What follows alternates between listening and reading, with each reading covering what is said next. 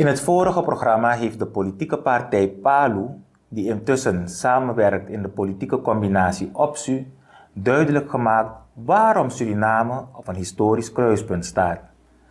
Er is ook verteld waarom onmiddellijk moet worden ingegrepen om ons land te redden van de slechte overeenkomsten die staatsolie heeft getekend met Total Energies. We hebben laten zien waarom local content zo belangrijk is voor Suriname, hoe het banen zal creëren, zakelijke kansen zal genereren en eerlijke aanbestedingsmogelijkheden zal garanderen voor Surinaamse bedrijven. We hebben voorbeelden gegeven van hoe andere landen hun economieën radicaal hebben getransformeerd door sterke local content wetgeving in te voeren. Suriname staat zoals gezegd op een historisch kruispunt. De oliereserves van blok 58 zullen ons land zeker transformeren. Hoe dat zal gebeuren, ligt aan ons. Ze kunnen ons economische groei brengen, werkgelegenheid creëren en een duurzame toekomst garanderen. Maar zoals het er nu naar uitziet, dreigt het een tragedie te worden.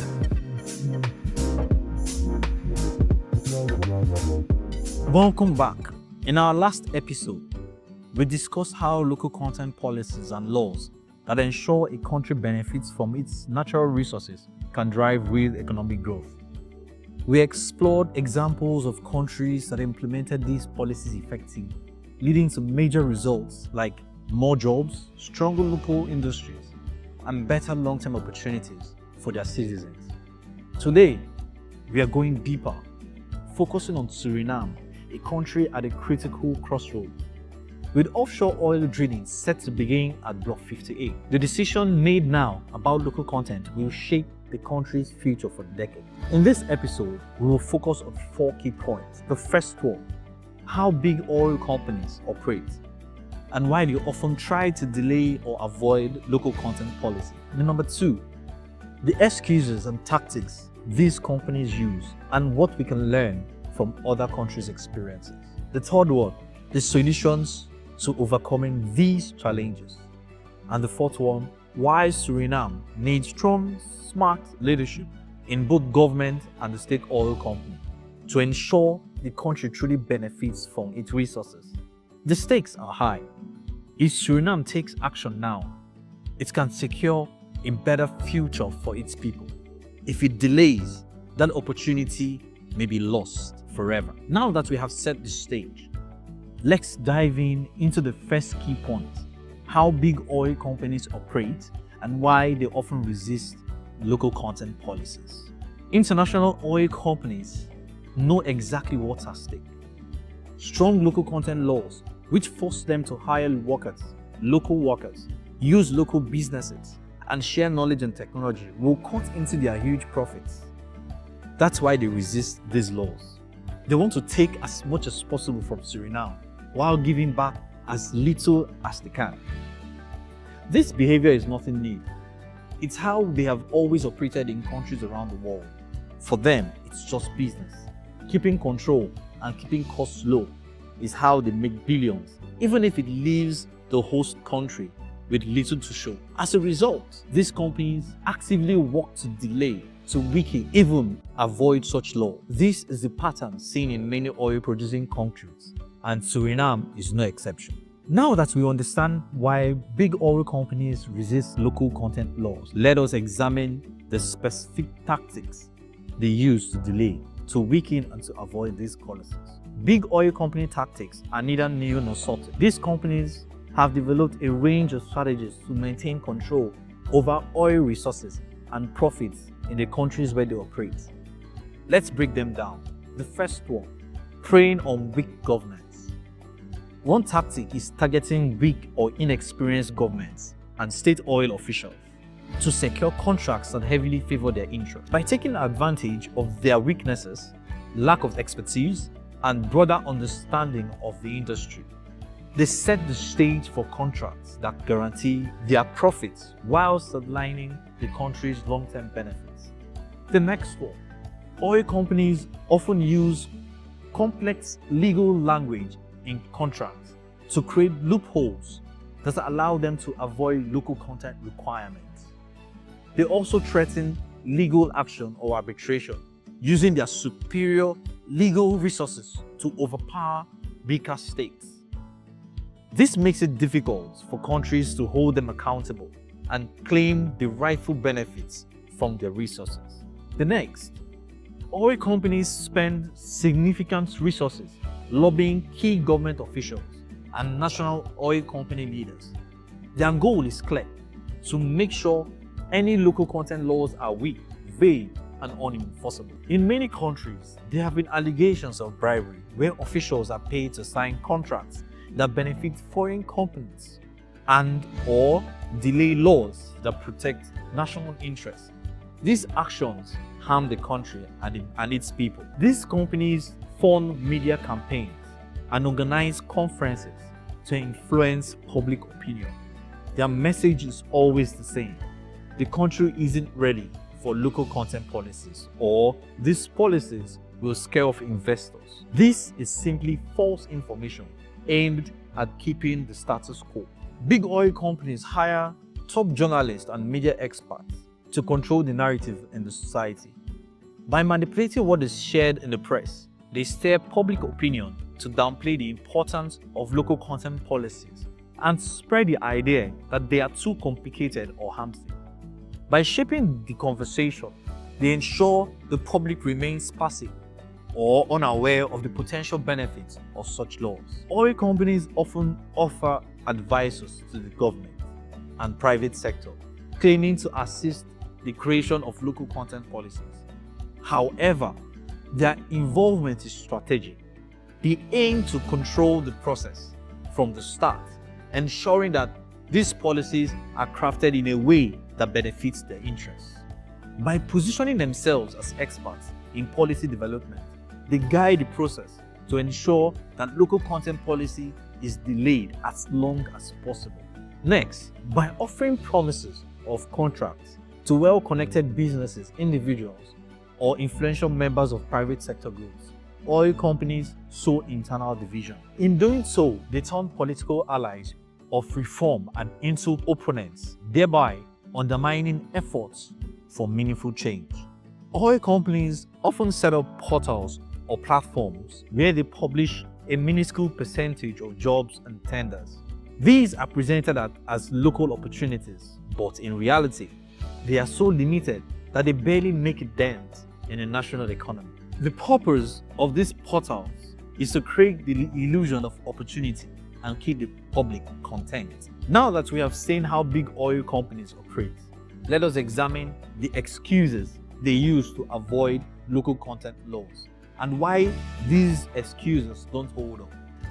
Oil companies have come up with several reasons to avoid local content laws. Here are some of the most common excuses. They claim that local content workers and businesses don't have the skills or experience to meet industry standards. They argue that hiring locally costs more and is less efficient than bringing in foreign workers or suppliers. They say that oil industry is so specialized and that it's necessary to rely on foreign experts since local talent isn't sufficient. They argue that local content laws could slow down the shift to cleaner energy by making projects more expensive and less efficient. They often claim that enforcing local content requirements will slow down the pace of development and exploration, leading to delays in production and higher costs. Oil companies argue that local infrastructure, including transportation, technology, and logistics, isn't adequate to support the oil industry,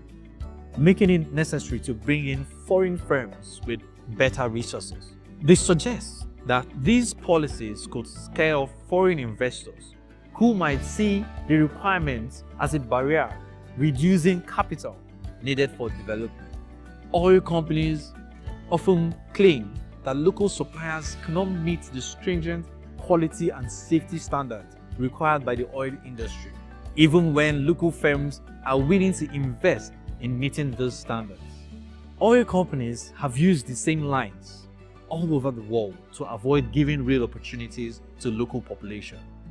But here's the truth: local content is possible, even in the startup market like Suriname, and it doesn't have to disrupt operations or scare away investors. In fact, many industries have already proven how it can be done gradually and effectively. Take Nigeria, for example. The Nigerian Content Development and Monitoring Board mandated that IOCs, which stands for International Oil Companies, invest in local training centers and partnerships. As a result, over 50,000 jobs were created in the oil and gas sector, and local companies now handle 40% of industry contracts. Suriname can achieve similar success by learning from these examples. With these challenges in mind, what can Suriname do to ensure it benefits from its oil resources? Let's explore the solutions. Number one, of course, is to create a strong local content law for Suriname. In addition to this, start with basic services: security, transportation, catering, cleaning and maintenance, waste management, administrative support, hospitality services, retail and supply services, health and safety services, communication services, event planning and coordination, vehicle maintenance, construction support, and environmental monitoring. These don't require years of training or high-tech equipment. Local businesses can take on these roles from day one. Partner with technical schools and universities. Build skills over time in welding, engineering, logistics, safety. Oil companies benefit too, because a skilled local workforce means fewer costs for flying in foreign workers. Big oil companies should be required to build training facilities right here in Suriname, along with welding schools and shore-based training programs. These investments will not only prepare locals for real jobs in the oil and gas sector, but could create massive employment within 1 to 2 years. This isn't just a dream. It's completely achievable and it benefits everyone. The government can require foreign companies to form partnerships with local businesses. This is key. It allows local businesses to learn on the job, transfer knowledge, and build capacity quickly. These joint ventures can grow strong local players in a short time, and oil companies still get the work done. As capacity grows, expand local content targets. Slowly but steadily, set realistic milestones for using local suppliers and workers. Monitor progress, adjust when needed, and keep moving forward. Countries like Nigeria, Brazil, and Angola have done it. They started small, built their industries from the ground up. And today, local companies are major forces in oil and gas, thanks to strong local content laws that protected and empowered them. And yes, oil companies still made huge profits. Their projects didn't collapse, and investors didn't run away. In fact, strong local content laws created more stability and support for the public because the people saw real benefits. Suriname can do the same. Local content isn't a threat, it's an opportunity. It brings jobs, skills, and growth. And when done right, it doesn't slow down development, it strengthens the entire economy. The Surinamese people must stop accepting excuses by big oil companies and start demanding clear local content laws, not vague promises, but a concrete, step-by-step plan that guarantees Surinamese citizens in the country's oil industry. This isn't just possible, it's essential for the nation's future. While strong local content laws and strategic partnerships are essential, none of this can happen without one critical factor: leadership. Suriname is at a turning point. With offshore oil production on the horizon, the country needs bold, skilled leaders who truly understand the oil industry. Too often, neo-colonialism leaves leaders passive in the face of powerful Western executives, accepting deals that rob the nations. Suriname must reject this. Its resources must serve its people. Suriname needs leaders who know the oil business, who stand firm in negotiations, and who demand what's fair for the people. Leaders who don't bow to pressure. Leaders that protect the nation's wealth and fight for jobs, training and opportunities for Surinamese citizens. Now it's time for strong leadership with courage, knowledge, and vision. Leadership that puts Suriname first. I may not know every detail of the deal between Suriname and the international oil companies, the IOCs, but one thing is certain. In 2025, no major oil company anywhere in the world will grant an offshore production license without clear local content laws and a defined local content package. This isn't 1985. Suriname still has the chance to negotiate the agreement with Total Energies, and it must do so before production begins. Once oil starts flowing, it will become much harder to change things. The stakes couldn't be higher. Oil is coming, and it's worth billions, not millions. Suriname's reserves offer immense opportunities, but also serious risk. This risk could be the chance for national wealth or the threat of oil dependence and surrendering control over the country's future. Suriname must act now. The decisions made today will shape the country's future for decades. Strong local content laws, competent leadership, and a commitment to putting Suriname first are essential. The time to act is now. Onder de regering Santokki heeft staatsolie de slechtste deal in de Surinaamse geschiedenis getekend. Een deal die de toekomst van generaties Surinamers in gevaar brengt. In plaats van transparantie en eerlijkheid werd gekozen voor geheimhouding en overgave aan buitenlandse belangen.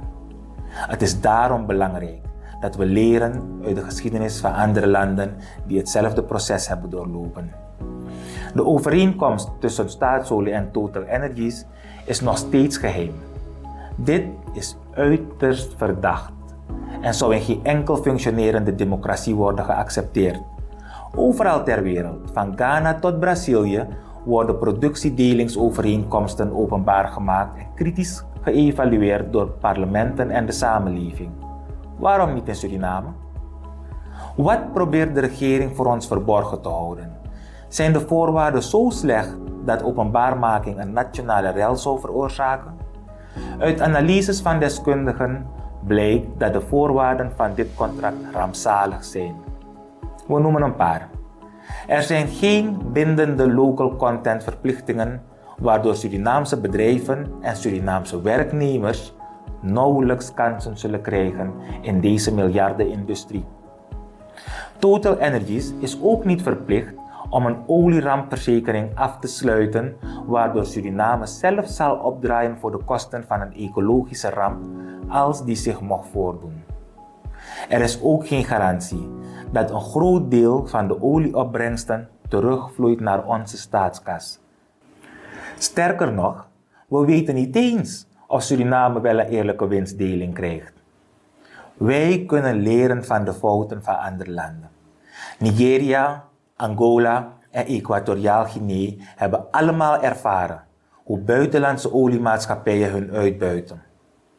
Multinationals beloven werkgelegenheid en welvaart, maar laten in werkelijkheid vervuiling, corruptie en armoede achter. Zonder transparantie en strikte wetgeving zal Suriname hetzelfde lot ondergaan.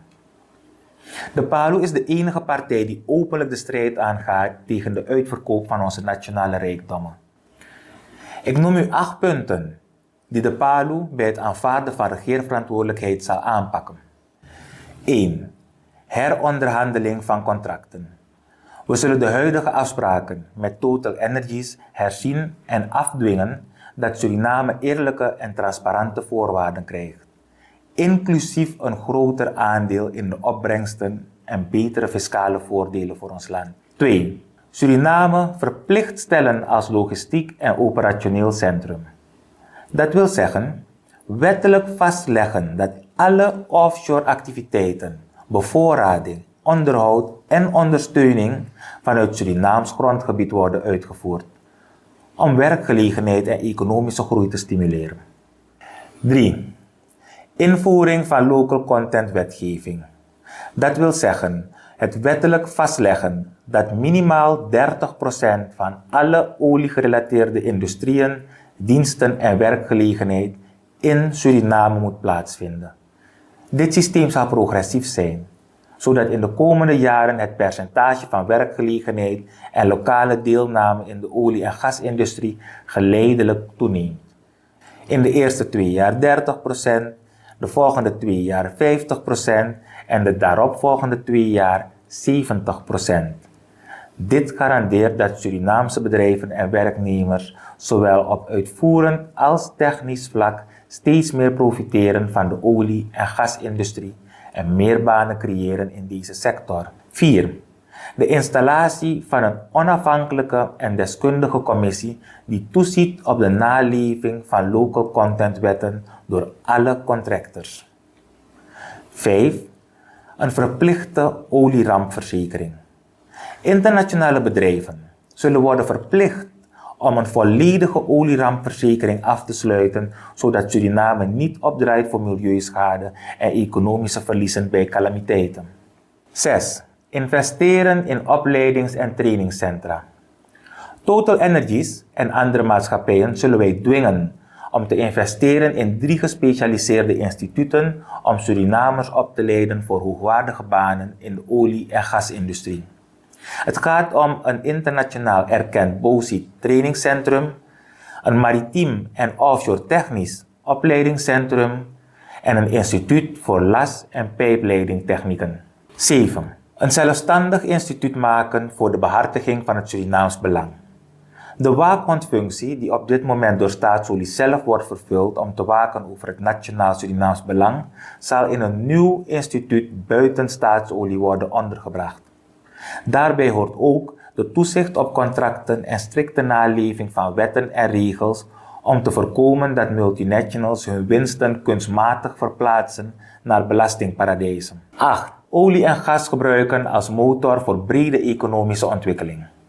Wij zullen een nationaal industriebeleid opstellen om oliewinsten te benutten voor het ontwikkelen van andere sectoren, zoals landbouw, technologie en hernieuwbare energie.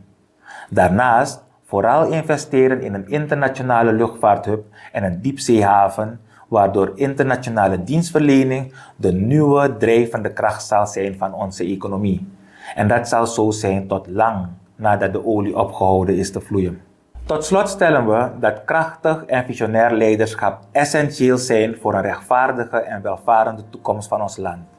Suriname heeft leiders nodig die standvastig zijn, aan de zijde van het volk staan en diepgaande kennis hebben van de olie- en gasindustrie, omdat deze industrie de komende jaren bepalend zal zijn voor onze economische koers. Suriname moet breken met corrupte politici die als slaven buigen voor het buitenlands belang. We moeten in plaats daarvan kiezen voor leiderschap dat Surinaamse burgers en bedrijven voorop stelt. Alleen bestuurders met inzicht en expertise in de offshore olie- en gasindustrie en het hart op de juiste plaats kunnen deze verantwoordelijkheid dragen. Ware leiders streven naar transparantie, een eerlijke verdeling van rijkdom en de opbouw van een sterke, zelfstandige economie. Dit vraagt om moed, strategisch inzicht en een visie die verder reikt dan korte termijn politiek. De toekomst van Suriname wordt nu bepaald. Zullen we slachtoffer worden van uitverkoop en corruptie? Of zullen we vechten voor een eerlijke, transparante en duurzame toekomst? De keuze is aan u. Stem PALU op de lijst van optie voor een eerlijk en krachtig Suriname. Dit is uw moment.